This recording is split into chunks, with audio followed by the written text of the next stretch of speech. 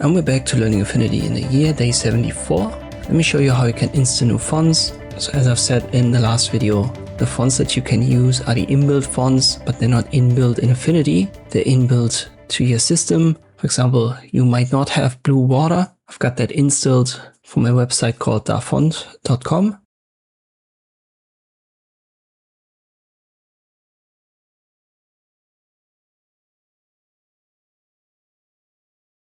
You can find free fonts to use. Let me, for example, use Valve right here. I haven't installed that yet. So you just click on these fonts, then you check, so read through it. There are some notes.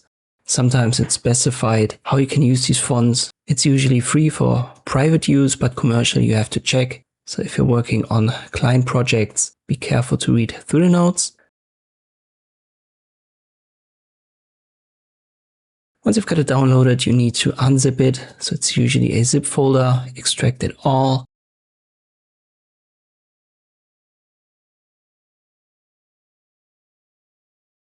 And then you need to search for the OpenType file.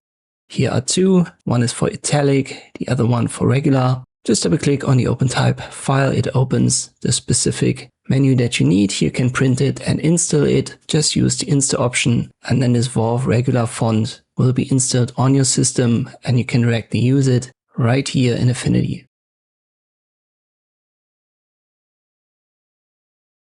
So that's the way to do it, and it's basically for every graphic design or text processing tools and softwares. You install the fonts on your system, and then the software can access it and use it. I'm going to link to the specific font if you want to use the same, but generally you will find free fonts on dafont.com, for example. I hope this video was helpful. Thank you for watching, and I'll see you next time.